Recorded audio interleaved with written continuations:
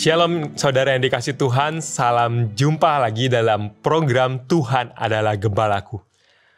Apa yang seekor ikan bisa lakukan tanpa air? Saya pernah memancing ikan dan melihat ikan yang terikat kail dan keluar dari air. Ikan itu meronta-ronta di tanah sejenak. Insangnya berusaha memasukkan air ke dalam dirinya, tapi tidak dapat mendapatkannya. Hingga akhirnya ikan itu mati. Tentu ikan tidak dapat hidup tanpa air. Terlebih lagi, apa yang manusia dapat lakukan tanpa hidup di dalam Tuhan? Tentu seluruh kehidupannya akan menjadi sementara dan mengarah kepada kematian. Gambaran keterpisahan manusia dengan Tuhan sesungguhnya adalah gambaran hidup tanpa harapan yang mengerikan. Namun ironisnya kecenderungan hati manusia berdosa adalah mengabaikan realita keterpisahannya dengan Tuhan.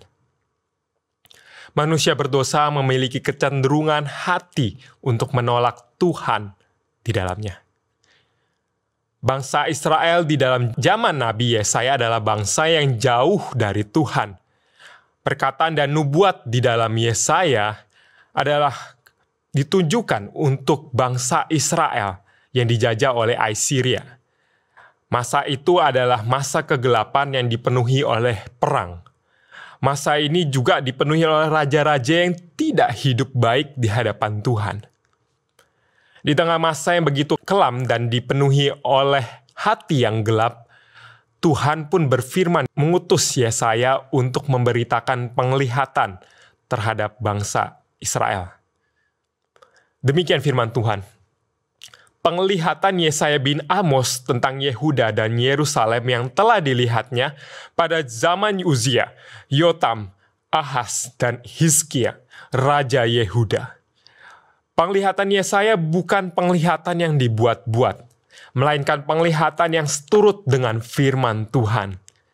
Hal ini ditunjukkan oleh pembukaannya di ayat kedua. Dengarlah, hai langit, dan pasanglah telinga, hai bumi, sebab Tuhan berfirman, Aku membesarkan anak-anak dan mengasuhnya, tetapi mereka memberontak terhadap Aku. Kata pengantar ini berasal dari Tuhan sendiri, karena frasa dengarlah, hai langit, dan pasanglah telinga, hai bumi, adalah frasa yang diucapkan Tuhan di dalam Ulangan 32 bagi bangsa Israel yang akan memasuki tanah perjanjian, tanah Kanaan, pada zaman Yosua.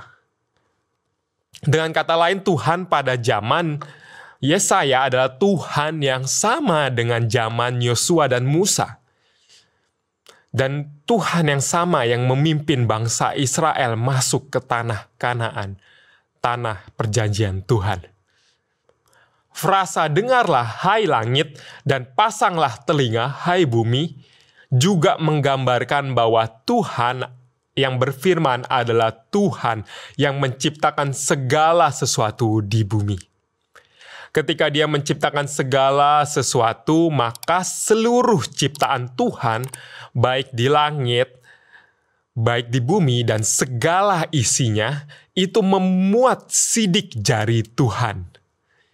Misalnya ketika kita menciptakan sebuah lagu, pasti lagu itu memiliki nama pengarangnya, memiliki nama kita.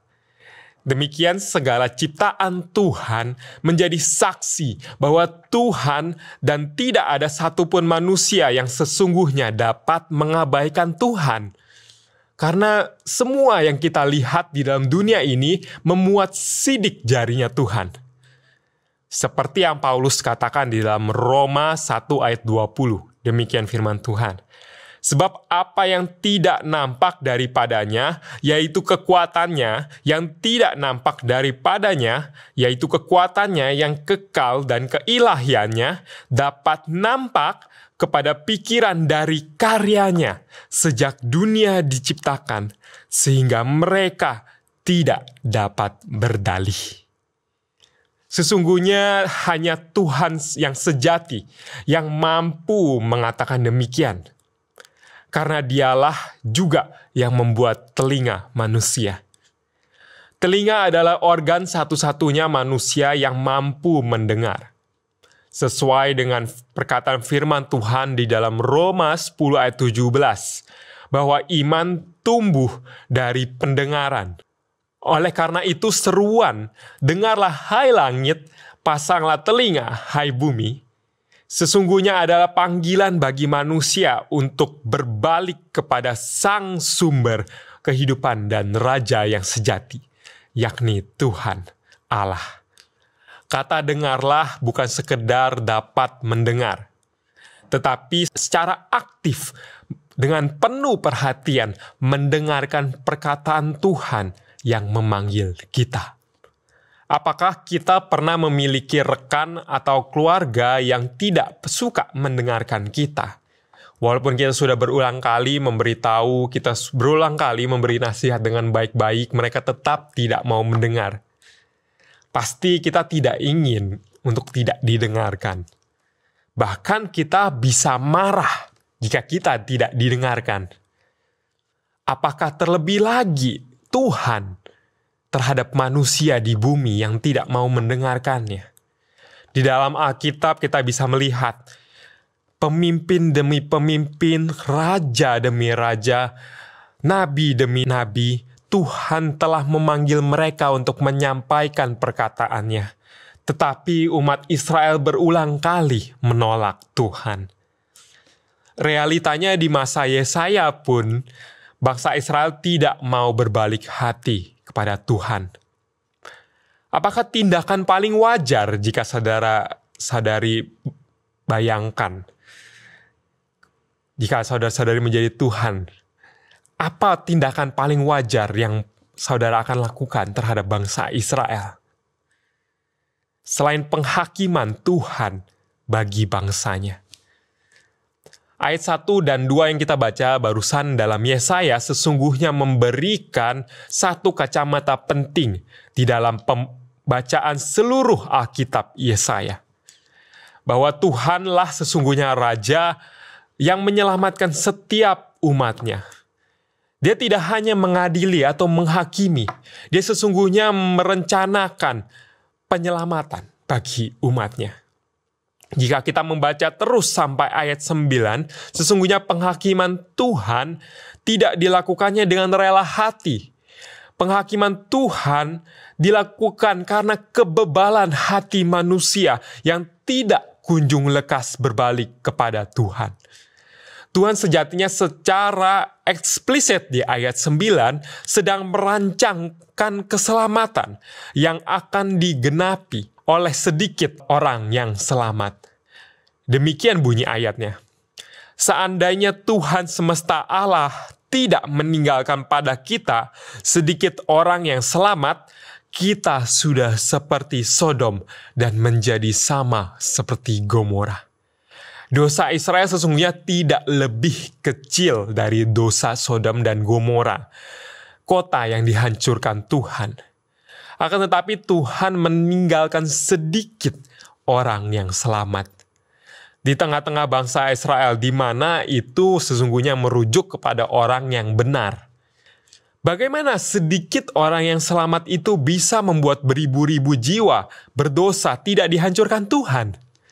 Misteri pertanyaan ini sesungguhnya mengarahkan kita pada satu pribadi yang menyebabkan keselamatan kita, yaitu Yesus.